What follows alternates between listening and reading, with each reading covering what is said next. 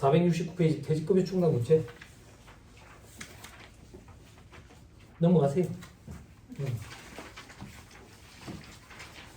다음 페이지 법인세법에 뭐 설정 대상자 이런 거 있죠? 그죠? 필요 없어요. 여러분들 관심사는 뭐예요? 임원 퇴직금 한도예요. 그죠? 이 책에 있는 건 뭔데요? 여러분들이 좋아하는 건 뭐예요? DC형이에요? DB형이에요? DC형은 뭔데요? 직렬. DB형은요? 동일 고무 벨트. 아니, 영어를 잘못했어요. Defined Contribution 확정 기여형. 그죠? DB형은 Defined Benefit이라 확정 급여형. 그죠? 뭐가 좋아요? 뭐가 좋아요? 아, 이렇게 갈까? 뭐가 싫어요? 뭐가 싫어? DB형이 싫지요? 근데요? 분계 처리가 복잡하니까. 그죠?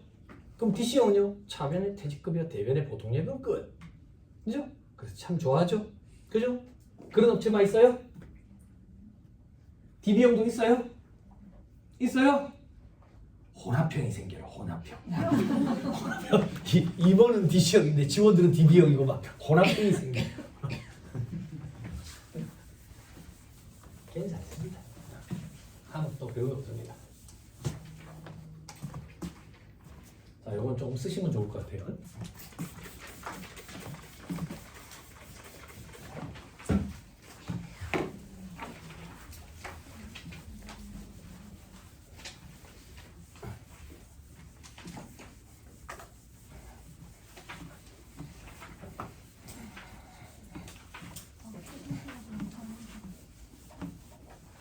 자, 보세요. 제가 나름대로 와꾸를 만들었어요. 그냥 여러분들 좀 편하시게 하려고.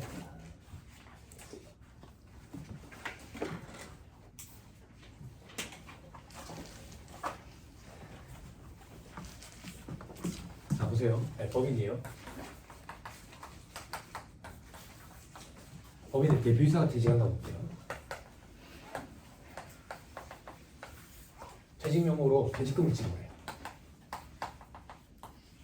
퇴직금. 자, 얼마나 지급하는데? 1,000원을 지급한다고 가정할게요. 그럼 일단 우리는 이거부터 판단해야 돼요. 어떤 판단? 이게 현실적인 퇴직이 맞는지부터 판단해야 돼요.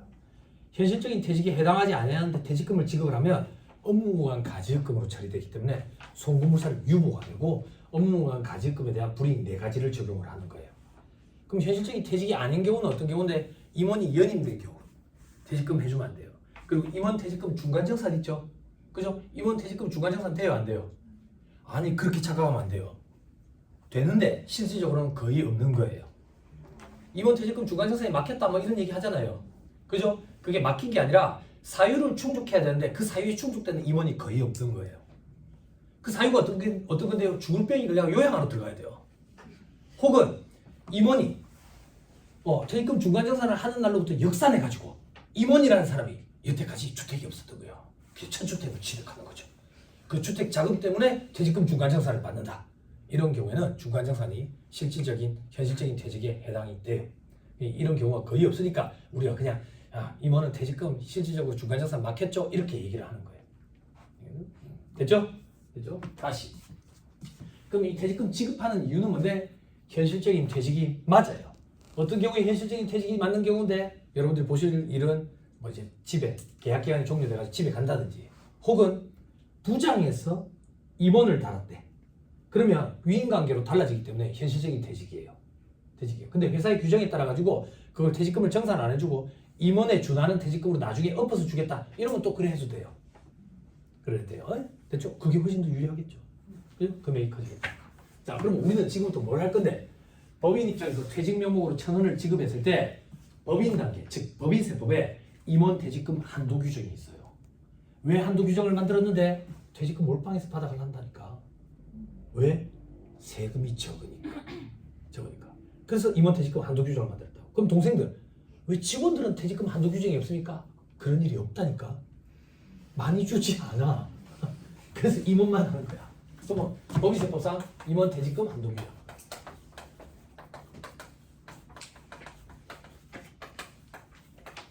한도 규정은 2가지가 있는 게 아니라 1순위, 2순위로 순위가 정해집니다. 자, 1순위가 어떻게 되는데? 1순위 정관이라든지 퇴직금 위임 규정상 금액,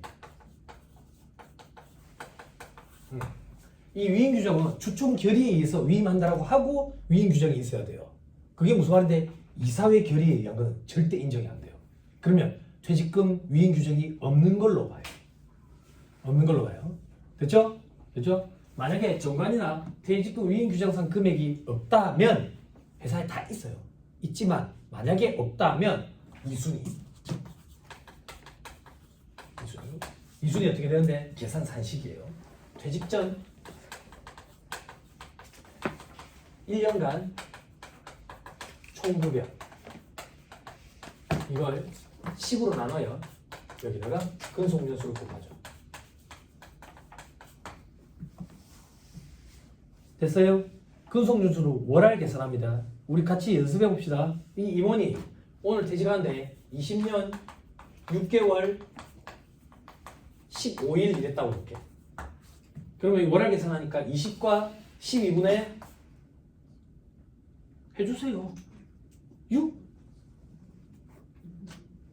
7 25일 7 5일 6 7 아니 죄송합니다. 6이에요. 여기는 버림이에요. 버림이 세법에는 방울림 이런 거 없어요. 옥림이 없어요. 세법에는 성나정이 없어요.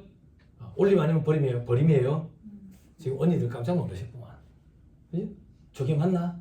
언니들이 소득세법 규정이랑 헷갈려서 그래. 소득세법에는 올림이에요. 법인세법은 버림이에요. 됐죠? 됐습니다.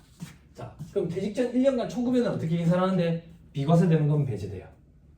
비과세되는 거. 그리고 송금불사일 때는 인건비도 배제돼요. 인정상여도 배제돼요. 또 퇴직으로 인해서 받는 소득으로서 퇴직소득에 속하지 않은 소득도 배제돼요. 책에 다 있어요. 제가. 또 직무발명 보상금도 배제돼요. 됐죠? 됐죠? 아무튼 임의의 숫자를 넣게. 1순위든 2순위든 간에 한도 계산을 했더니 800원이라고 가정할게. 그러면 법인 단계에서 1,000원을 지출할 때 200원만큼은 송금불사에 되는 거야. 임원 퇴직금 한도 초과액 200원. 상여 이렇게 적는다. 됐어요? 됐나요? 자, 그러면 이 퇴직금 1,000원을 받은 대표이사 입장으로 볼게요. 그럼 대표이사 입장에서는 저 200원은 근로소득으로 과세된다는 얘기야. 근로소득으로 나머지 800원 을 가지고 한도 계산을 재차해. 재차로. 그게 무슨 말인데? 소득세법에도 임원 퇴직소득 한도 규정이 있다고. 한도 규정. 한도 규정. 한도 규정. 자, 주임새 넣지 마세요. 주임새. 자, 임원 퇴직소득 한도.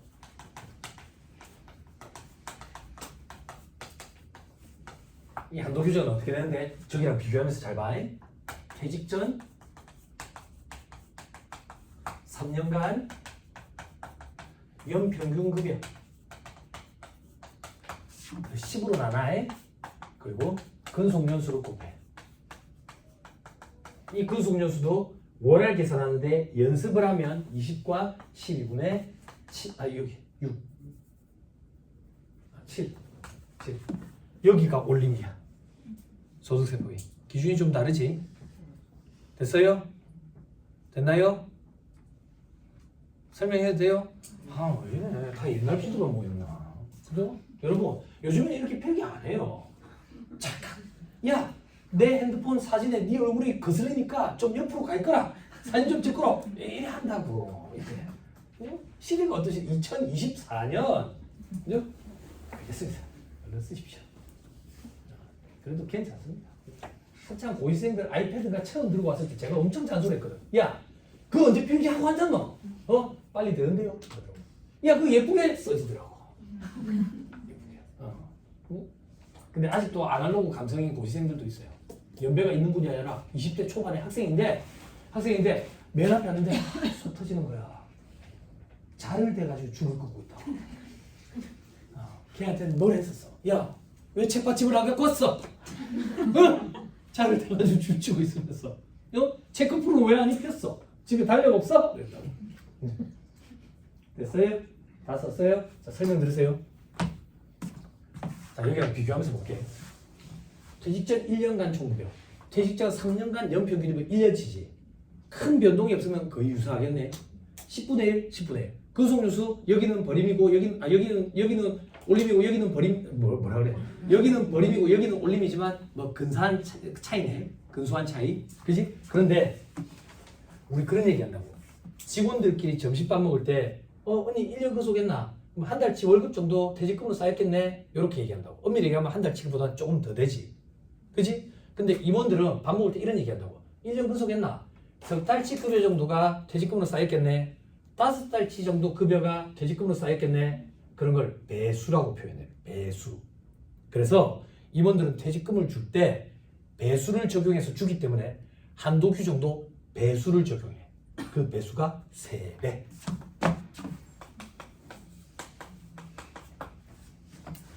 됐어요? 된다요? 자, 이제 저를 보세요. 복잡해요. 설명 잘 들어야 돼요.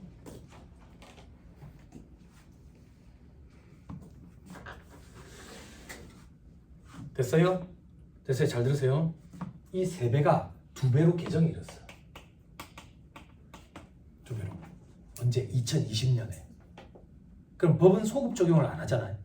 그럼 우리가 한도 규정을 갖다 댈 때 어떻게 해야 되냐면 이 임원이 지금까지 일을 할 때 2019년 말까지 일했기 때문에 받아야 되는 퇴직금에 대해서는 3배수 곱한 한도랑 비교하고 2020년부터 지금까지 근무했기 때문에 받아야 될 퇴직금에 대해서는 2배수 곱한 거랑 비교하는 거야. 자, 피드백 주세요. 여기까지 됐어요? 됐어요? 그럼 조금만 더. 소득세법상 임원 퇴직소득 한도 규정은 2012년에 생겼어. 법은 소급 적용을 안 한다고. 그래서 2012년 1월 1일부터 2019년 말까지 근속했기 때문에 받는 퇴직금에 대해서는 3배수 곱한 거랑 비교하고 2020년부터 지금까지 근속했기 때문에 받는 퇴직금에 대해서는 2배수 곱한 한도랑 비교하는 거야. 머리 진하죠? 세무사님 그걸 어떻게 구분합니까? 원하는 안 분하는 거야. 여러분들 할 필요도 없어. 프로그램이 알아서 안 분해줘. 근데 저런 거 맞아 보여주는데 네 지식 자랑하는 거야? 사람 손이 타 여기가. 어디가 사람 손이 타냐면 2012년에 임원 퇴직금 한도 규정이 생길 때 법이 출구를 살짝 열어줬다고. 어떤 출구? 혹시나 너그 회사의 퇴직금 위임 규정 중에 2011년 말까지 근속했기 때문에 받는 퇴직금은 이렇게 계산한다라는 별도 규정이 있으면 월할로 안분 안 하고 그 계산에 따른 금액대로 해도 된대. 그런데 회사들마다 2012년에 임원 퇴직 소득 한도 규정이 도입될 거라는 걸 미리 예측을 해서 2011년 말에 그 규정을 다 만들어 놨다고. 어떻게? 그때까지 금액이 크도록. 그건 한도를 안 갖다 대니까. 그래서 그 금액을 집어넣으면 세부담이 훨씬 더 줄어들지. 그걸 우리한테 선택할 수 있도록 선택권을 줘놨어. 그럼 회사에 물어봐서 그 규정이 있으면 그 규정에 따른 금액을 먼저 발라내가지고 그건 우리가 찍어 넣어야 돼. 찍어야 돼. 만약에 그 규정이 없다면 프로그램이 알아서 그냥 월할로 안분 계산을 해줘. 근데 있을 거라. 됐나요? 됐어요? 와, 표정이 좋지 않다. 표정이 좋지 않다. 괜찮아요. 20년 차, 15년 차 이렇게 경력 많으신 분들이 매년 오는 이유가 요거 매년 기억이 안 나서 그래요. 그죠? 우리가 1년에 법인세 신고를 매달 하면 저한테 강의 들어볼 필요 없어요. 계속 기억이 나니까. 1년에 한 번밖에 안 하니까. 어쩌겠어요. 됐죠? 자, 임의의 숫자를 또 넣을 거예요. 이 한도를 갖다 댔더니 아무튼 한도가 600이더라. 600. 그러면 이 800 중에 200은 근로소득으로 과세가 되고 나머지 600만 퇴직소득세 계산 구조에 집어넣겠다 그 얘기야. 됐죠? 이 얘기를 갑자기 왜 하는데 2012년에 소득세법상 임원 퇴직소득 한도 규정이 도입된다라는 얘기 때문에 2011년 말에 이 바닥에서 뭐라 해야 되지? 이 정보를 잘못 인식을 한 거지. 어떻게? 이제 임원 퇴직금은 3배밖에 못 받아간다 하더라. 이렇게 사인을 받아들여가지고 난리였다고. 그런데 직장생활 해보신 분들은 아실 거야. 3배만 받고 집에 갈 거냐고. 절대 그럴 생각 없는데. 3배밖에 못 받아간다는 얘기가 아니라 3배에 해당하는 한도만큼은 퇴직소득에 집어넣고 나머지는 근로소득에 집어넣으니까 세부담이 조금 더 늘어난다는 얘기지 못 갖고 간다는 얘기가 아니야. 됐어요? 됐어요? 요 200을 뭐라고 표현하는데 퇴직으로 인해서 받은 소득으로서 퇴직소득에 속하지 아니하는 소득 이렇게 표현하는 거예요. 이게 됐어요? 됐나요? 됐어요. 이거를 강의를 하면 언니들한테 강의하면 이거 강의하고 있는데 언니들이 자꾸 이런다고. 왜요? 저걸 떠올리고 있는 거야. 이걸 강의하고 있으면 언니들이 자꾸 이런다고. 왜요? 이걸 떠올리고 있는 거야. 그래서 뭐 한눈에 같이 보면 편하다고. 한눈에. 됐죠? 구체적인 계산은 프로그램이 좀 해줘요. 여기까지 됐어요? 됐어요? 언니 됐어요? 네? 그럼 여기서 이런 의문이 든다고. 동생들은 어떤 의문이 드는데 세무사님 법인세법상 임원 퇴직 한도 있죠? 네. 1순위가 정관이나 퇴직금 위임 규정상 금액이라면서요. 네. 이거 대부분 회사 다 있다면서요. 네, 다 있어요. 그러면 이 한도를 뻥튀기 시켜놓으면 한도 초과될 일이 있겠냐고. 이거 누가 만드는데 대표이사 입김 안 들어가겠어요? 입김 들어가죠. 그죠? 그럼 이거를 이빠이 하면 될 거 아니에요. 죄송합니다. 일본에 가본 적도 없습니다. 이걸 많이 참으면 한도 초과될 일이 있어요, 없어요? 없겠죠? 그죠? 그러면 이거 의미 없잖아. 부인시킵니다. 세부조사 나오면 많이 잡아보면 뭐라고 부인시키는데 잉여금 처분에 의한 상여로 부인시킵니다. 잉여금 처분에 의한 상여가 뭔데? 칠판 법인세법은 입금해서 송금을 차감해서 세법상 소득이 나오죠. 이 소득이 수년간 쌓이면 잉여금이 된다고. 잉여금 처분한다는 얘기는 잉여금이 차변에 온다는 얘기지. 그치? 처분하고 대변에는 뭐 돈으로 줬다고 봅시다. 돈으로. 근데 이 잉여금 처분한 걸 손실 또는 비용으로 잡았다. 그 얘기야. 인건비, 경비, 급여로. 이거를 만약에 송금으로 인정을 해줘버리면 잉여금 중에 일부가 송금? 그럼 소득이 틀어지고 잉여금이 틀어지고 돌고 도는 순환 논리가 생겨. 그래서 송금 불사입시켜. 이걸 잉여금 처분에 의한 상여다 이렇게 표현한다고. 다시 이걸 뻔튀기 시켜가지고 몽창 받아가. 그러면 사회통념상 타당한 범위를 초과한 금액이다 라고 판단을 해서 잉여금 처분에 의한 상여로 부인시킨다고. 그럼 도대체 위임규정상 임원 퇴직금은 몇 배수를 설정해야 되는데 그게 없어. 그런 게 없다고. 그런데 카더라. 서울 경기권은 7배수까지 하는데도 있다 카더라. 부산 경남에는 5배수까지 하는데도 있다 카더라. 뭐 이런 말은 있어. 됐지요? 됐어요? 됐요? 됐습니다. 쭉 넘어가세요. 그리고 하나 더. 임원 퇴직금 한도 계산은 언제 합니까? 이런 것도 동생들이 물어보더라고요. 불입할 때 한도 계산하는 거 아니에요. 불입할 때는 전액 다 송금 인정돼요. 언제? 퇴직금으로 받아갈 때 다 합쳐서 한도 초과 여부를 판단해요. 됐죠? 불입할 때는 전액 다 송금 인정돼요. 됐죠? 오케이. 넘어가면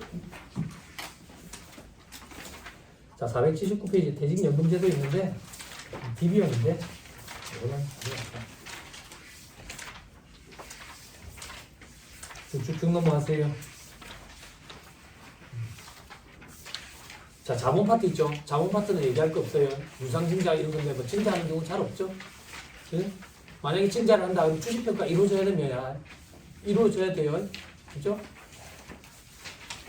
예전에 주식평가 한 거 있는데요. 안 돼요. 최근 거 해야 돼요.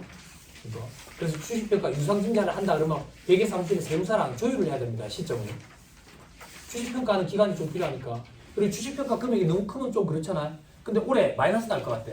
그럼 올해 결산 때까지 좀 기다렸다가 하는 거예요. 그런 시기를 조율을 좀 해야 돼. 조율을. 자, 넘어갑니다. 자, 손익계산서로 가보세요. 손익계산서의 일반 원칙, 의의돼 있죠. 좋은 의의가 있어요. 기본요소 수익과 비용이죠. 그죠? 555페이지.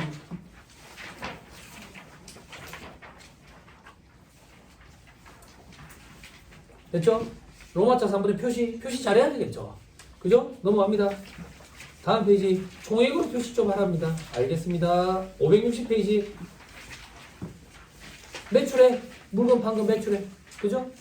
매출 할인, 매출 애누리, 매출 또 뭐 있지? 환입 이런 게 있으면 매출액에서 차감하죠. 그래서 손익계산상 매출액에 들어가는 거는 차감할 걸 차감한 후의 금액, 회계에서 차감할 걸 차감한 후의 금액을 순자를 붙입니다. 순매출액 이렇게 표현합니다. 됐죠? 그러면 세법은 어떤데? 세법도 회계랑 똑같습니다. 순매출액이 입금입니다. 그럼 재무조사 사항이 발생할 게 없겠죠? 그죠? 넘어갑니다. 매출 수익의 인식 기준 이런 거 있는데 재화를 팔았다 그러면 물건 넘겨줄 때 부가세법도 그렇다. 공급시기가. 그리고 이제 건설업 이런 데는 진행 기준으로 하는 데도 있다. 쭉쭉 넘어갑니다. 어디까지 넘어가냐면 있는데 눈에 잘 안 보이네요. 596페이지 오세요.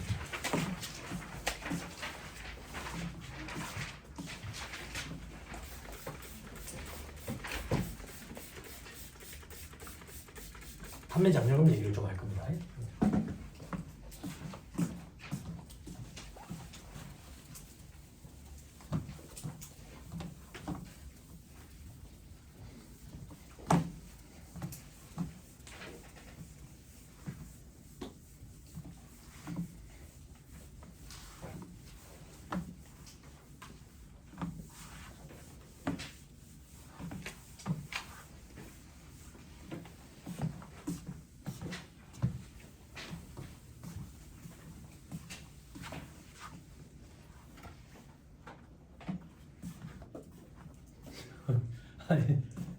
화이팅!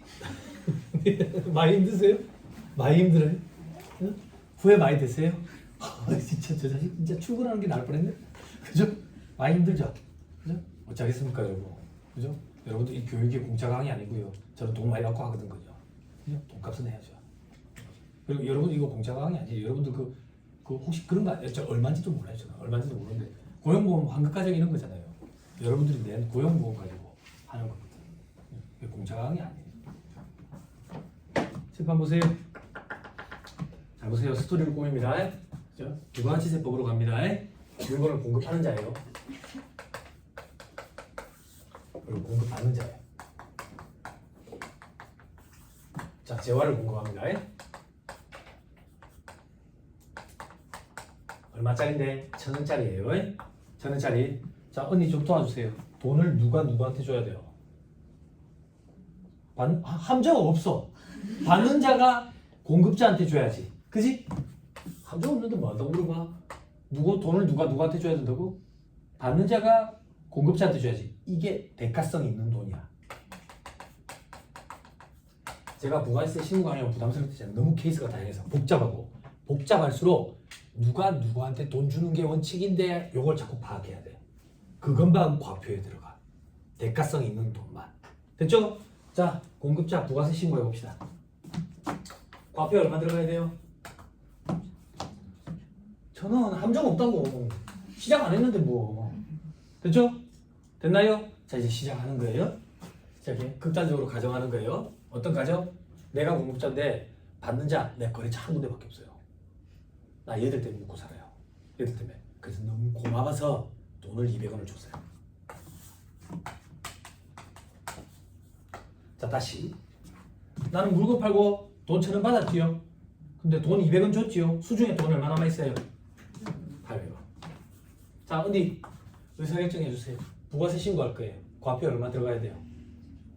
1,000원? 1,000원. 돈 누구한테 줘야 되냐니까. 받는 자가 공급자한테 줘야지. 이게 대가성 있는 돈이고 대가성 있는 돈만 과표 들어간다니까. 됐죠? 안 어렵죠? 아니 안 어렵잖아. 됐죠? 자, 이제 법인세 신고할 거예요. 법인세 신고. 법인세 신고할 때 돈 200원 주고 저거 뭘로 처리하죠? 어렵게 생각할 필요 없어. 판관비. 저게 판매 장려금이야.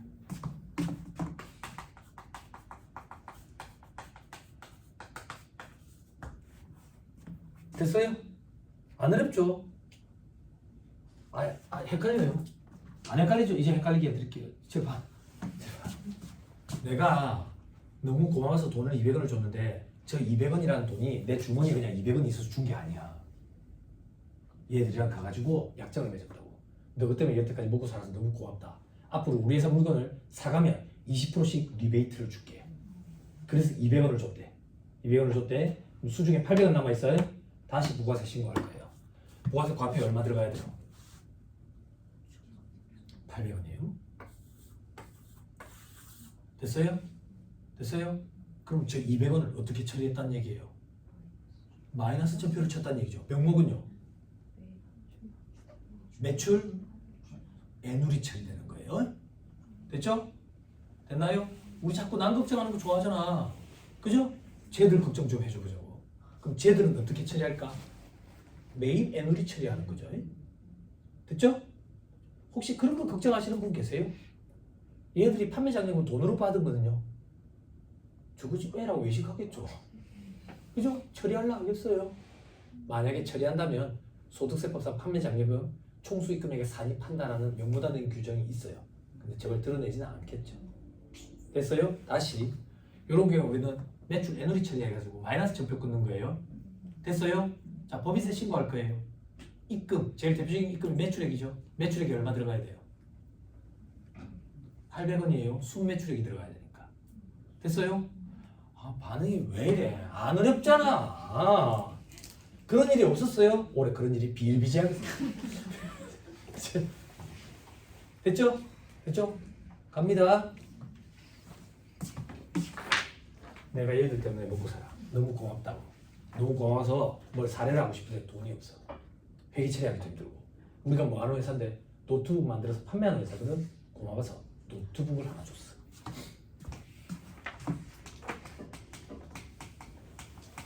노트북. 우리는 노트북을 판매하는 회사거든. 장부가액은 얼마인데? 노트북 제조원가 이렇게 얘기할까? 150원. 갖다 팔면 얼마 받는데? 시가 200원. 여기까지 됐어요? 다시. 자, 저는 공급자예요. 공급자 부가세 신고할 거예요. 물건 팔고 받은 1,000원 부가세 과표에 들어가야 되죠? 그죠? 일단 이거 이제 벗겨내자. 1,000원. 그럼 우리 의사결정은 노트북 준 거 어떻게 할 거냐 이거야. 자, 요거부터 결정하자. 부가세 과표에 집어넣어야 돼, 안 집어넣어야 돼? 즉, 부가세가 과세가 돼야 안 돼? 돼요? 안 돼요? 왜? 돼요? 안 돼요? 언니 돼요? 왜요? 왜요? 한마디만 딱 해주면 돼요. 예? 왜 돼요? 뭐라고? 놀리는 거예요? 누가 그랬지? 간주공급이잖아 저게. 간주공급에 해당하지. 간주공급. 칠판 보세요. 다음 주에 부가세법 안 들으시죠? 부가세법상 과세대상거래 용어 기억하세요. 과세대상거래 에는 세 가지가 있다. 법 조문책이에요. 재화의 공급, 용역의 공급, 재화의 수입. 그때 이 재화의 공급에 실질적 공급, 공급으로 보지 아니하는 거, 이 공급으로 보지 아니하는 거에 아까 포괄 양수도가 있는 거예요. 그리고 간주 공급. 이 간주 공급에 크게 네 가지가 있어요. 자가 공급, 개인적 공급, 사업상 증여, 배업시장 연계화. 이 자가 공급이 세 가지가 있어요. 면세 전용, 그리고 비영업용 소형 수용차 규정 여기에 있어요. 그리고 판매 목적 타사업장 간주. 그때 이거는 어디에 간주 공급에 어디에 해당되는 거예요, 언니? 사업상 증여. 여기에 해당이 되지. 칠판 동생들 잘 봐요. 사업상 증여, 간주 공급, 간주. 그럼 우리가 상식적으로 생각할 때 공급이 아닌가 봐. 근데 세법에 의해서 공급으로 보자. 그게 간주 공급. 그래 공급을 보면 뭐 짜잔 얘긴데 과표의 숫자를 넣어서 10%만큼 매출세액을 내야 된다는 얘기야.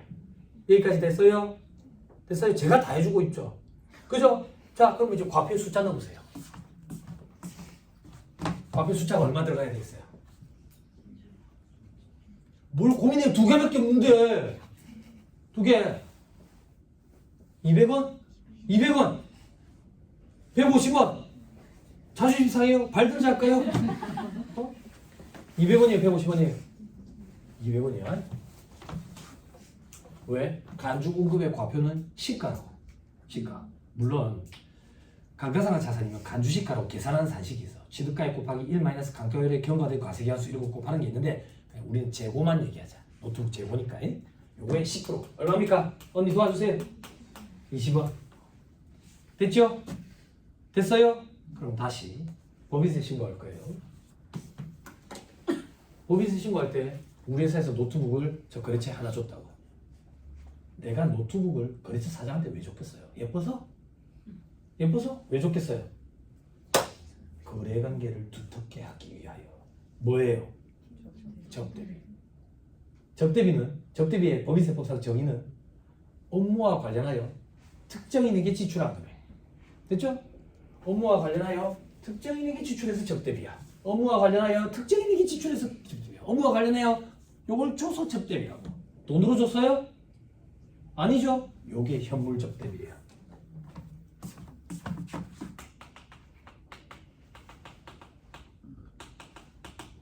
그러면 적대비 한도 15인 계산을 해야 될 거 아니에요. 그죠? 한도랑 비교해야 되는 적대비가 얼마냐 이거예요. 얼마랑 한도를 비교해야 되냐고. 즉 현물 적대비는 얼마예요? 얼마? 200원 150원. 왜 손 안 들었어요 언니? 언니 왜 손 안 들었어요? 어디 회계사무실에서 왔어요? 그 세무사님 누구예요? 몰라요 저는 잘. 그냥 언니 왜 손 안 들었어요? 손을 안 들어야죠. 얼마 들어가야 돼요? 얼마 들어가야 돼요? 언니 해주세요. 집에 좀 갑시다 우리. 얼마 들어가야 돼요? 아니 힌트 줬잖아. 200원도 아니고 150원도 아니라고. 얼마 들어가야 돼요? 혹시 더 아는 사람이나? 앞으로 제가 하기도 오지 마세요. 오지 마세요. 저랑 안 맞는 거야. 네? 220원이에요. 답 가르쳐 주세요, 언니. 220원 어떻게 나왔어요? 얘기해 주세요.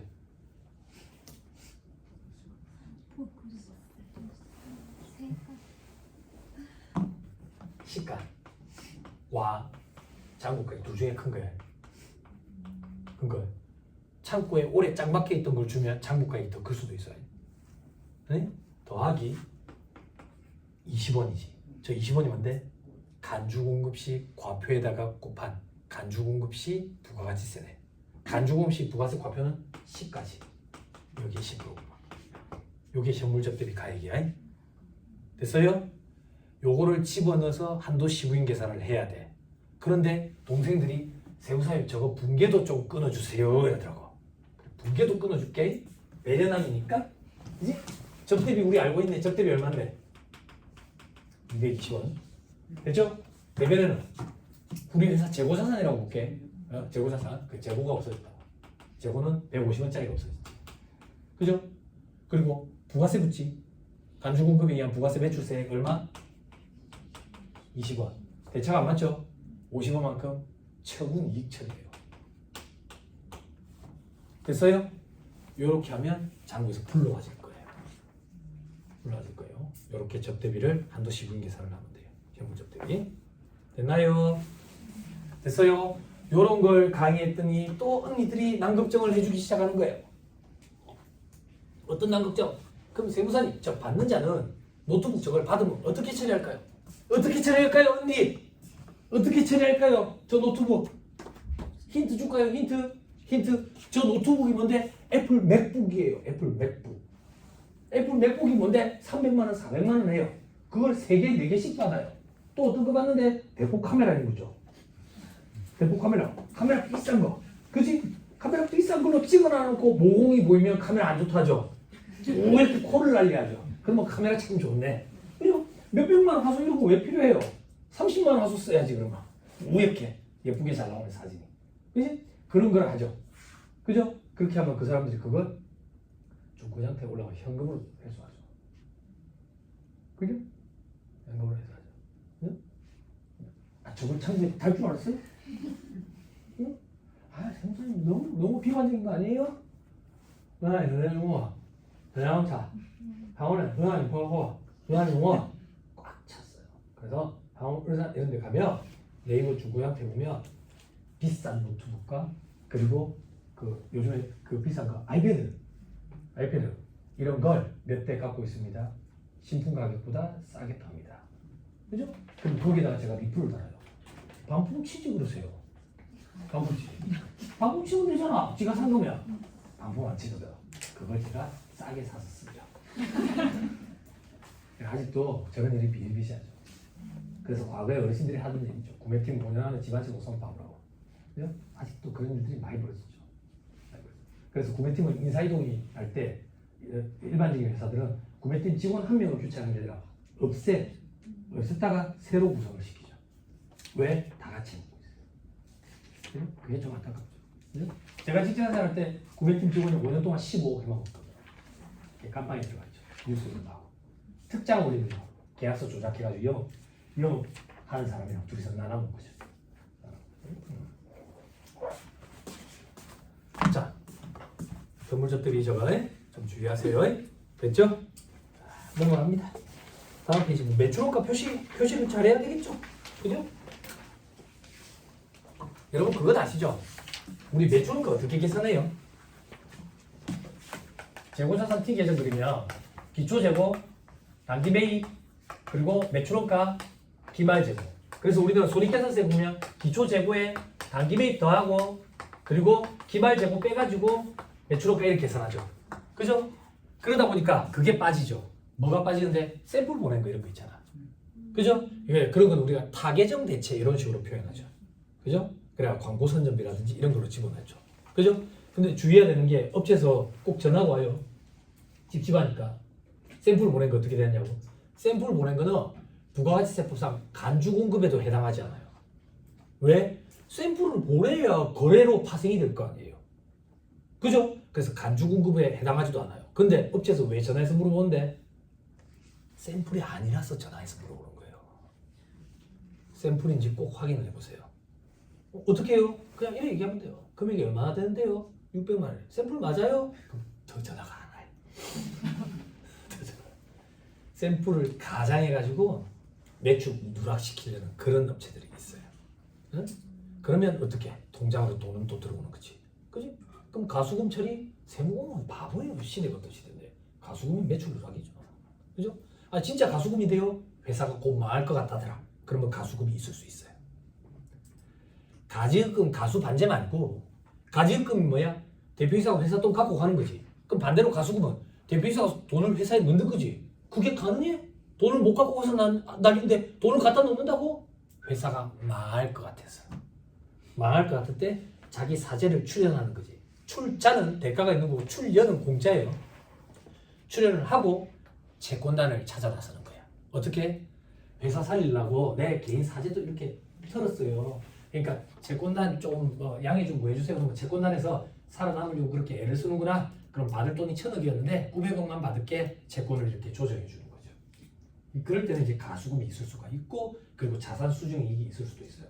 그거 말고는 매출 누락이에요.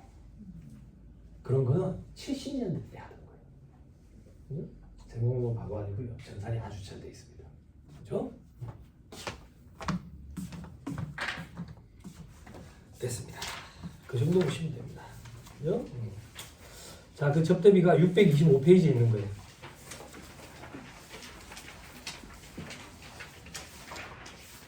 (625페이지에) 있고 624페이지에 괄호 6번 전통시장 기업 업무 추진비. 그죠? 요거 새로 들어왔다 했죠? 그죠? 접대비로 마무리를 지을게요. 한마디만 더 하고 624페이지 제일 위에 있는 게 뭐냐면 문화접대비거든요. 이제 시대 상황이 달라졌습니다. 거래처 사장한테 술 사 먹이는 접대는 좀 그만하자 이거예요. 그래서 거래처에 사장 혹은 그 거래처의 직원들이 공연 보는 걸 좋아하더라. 그럼 공연 티켓 사다 주는 거야. 혹은 프로 농구 경기 좋아하더라. 그러면 그런 티켓. 이거 부산에 있더라고. 저는 아직 거래처에 그런 데가 없어요. 전국적으로 다니면서 문화접대비 이런 거 보신 적 있으시면 피드백 좀 주세요. 그러니까 부산에 있더라고. 축구 경기인가 농구 경기가 하여튼 그랬던 것 같아. 그런 접대를 좀 하자 이거야. 그러면 문화접대비로 해가지고 한도를 더 늘려줘. 한도를 더 늘려줘. 되죠? 근데 국내 문화 육성 차원이기 때문에 국내 문화 관련 지출만 돼. 해외에 데리고 가가지고 뮤지컬을 봤다 이런 거는 안 되는 거야. 안 되는 거야. 됐죠? 됐습니다. 자, 그리고 하나만 더 얘기할게요. 자, 요거는 녹화 끄고 얘기할게요.